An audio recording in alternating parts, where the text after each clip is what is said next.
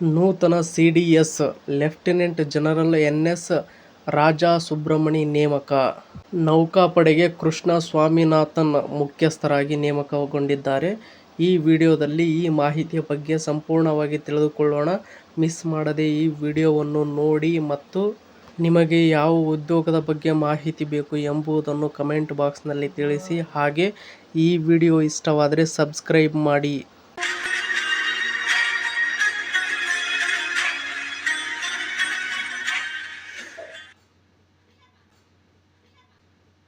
ಭಾರತೀಯ ಸಶಸ್ತ್ರ ಪಡೆಗಳ ಅತ್ಯುನ್ನತ ಹುದ್ದೆಯಾದ ಚೀಫ್ ಆಫ್ ಡಿಫೆನ್ಸ್ ಸ್ಟಾಫ್ ಆಗಿ lieutenant general N S. Raja Subramani ಅವರನ್ನು ಕೇಂದ್ರ ಸರ್ಕಾರ ನೇಮಕ ಮಾಡಿದೆ.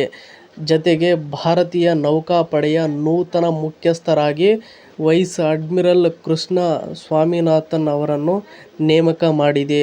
ದೇಶದ ಭದ್ರತಾ ದೃಷ್ಟಿಯಿಂದ ಈ ನೇಮಕಾತಿಗಳು ಅತ್ಯಂತ ಮಹತ್ವದ್ದಾಗಿದೆ. ಇನ್ನು ನೆಕ್ಸ್ಟ್ ನಾವು ನೋಡುವುದಾದರೆ ಮುಖ್ಯಾಂಶಗಳು. ಫಸ್ಟ್ ಒನ್, ಪ್ರಸ್ತುತ ಸಿಡಿಎಸ್ ಜನರಲ್ ಅನಿಲ್ ಚೌಹಾಣ್ ಅವರ ಅವಧಿ ಮೇ 30ಕ್ಕೆ ಮುಕ್ತಾಯಗೊಳ್ಳಲಿದೆ. ಇನ್ನು ನೆಕ್ಸ್ಟ್, ಲೆಫ್ಟಿನೆಂಟ್ ಜನರಲ್ ಸುಬ್ರಮಣಿ ಅವರು ಮಿಲಿಟರಿ ವ್ಯವಹಾರಗಳ ಇಲಾಖೆಯ ಕಾರ್ಯದರ್ಶಿಯಾಗಿಯೂ ಸೇವೆ ಸಲ್ಲಿಸಿದ್ದಾರೆ. ಇನ್ನು ಸುಬ್ರಮಣಿ ಅವರು ಈ ಹಿಂದೆ ಸೇನಾಪಡೆಯ ಮುಖ್ಯಸ್ಥರಾಗಿ ಹಾಗೂ ಕೇಂದ್ರ ಕಮಾಂಡ್ನ ಮುಖ್ಯಸ್ಥರಾಗಿ ಸೇವೆ ಸಲ್ಲಿಸಿದ ಅನುಭವ ಕೂಡ ಹೊಂದಿದ್ದಾರೆ. ಇನ್ನು ನೆಕ್ಸ್ಟ್ ನೋಡುವುದಾದರೆ ಅನುಭವದ ಗಣಿ ರಾಜಾ ಸುಬ್ರಮಣಿ ಅವರ ಬಗ್ಗೆ ನೋಡುವುದಾದರೆ, first lieutenant general N S. Raja Subramani ಅವರು ಪ್ರಸ್ತುತ ರಾಷ್ಟ್ರೀಯ ಭದ್ರತಾ ಮಂಡಳಿಯಲ್ಲಿ ಮಿಲಿಟರಿ ಸಲಹೆಗಾರರಾಗಿ ಕಾರ್ಯನಿರ್ವಹಿಸುತ್ತಿದ್ದಾರೆ.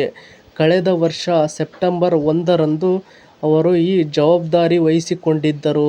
ಅದಕ್ಕೂ ಮೊದಲು ಜುಲೈ 2024ರಿಂದ ಜುಲೈ 2025ರವರೆಗೆ ಭೂಸೇನೆಯ ಮುಖ್ಯಸ್ಥರಾಗಿ ಕಾರ್ಯನಿರ್ವಹಿಸಿದ್ದರು.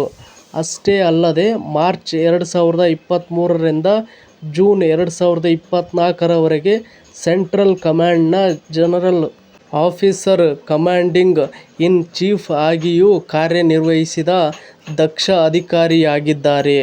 ಇನ್ನು ನೆಕ್ಸ್ಟ್ ನಾವು ನೋಡುವುದಾದರೆ ರಾಜಾ ಸುಬ್ರಮಣಿ ಪಡೆದ ಗೌರವ ಪದಕಗಳ ಬಗ್ಗೆ ನಾವು ನೋಡುವುದಾದರೆ, ಭಾರತೀಯ ಸೇನೆಯಲ್ಲಿನ ಅವರ ಸುದೀರ್ಘ ಮತ್ತು ನಿಷ್ಠಾವಂತ ಸೇವೆಯನ್ನು ಪರಿಗಣಿಸಿ ಅವರಿಗೆ ಹಲವು ಪ್ರತಿಷ್ಠಿತ ಸೇನಾ ಗೌರವಗಳನ್ನು ನೀಡಲಾಗಿದೆ.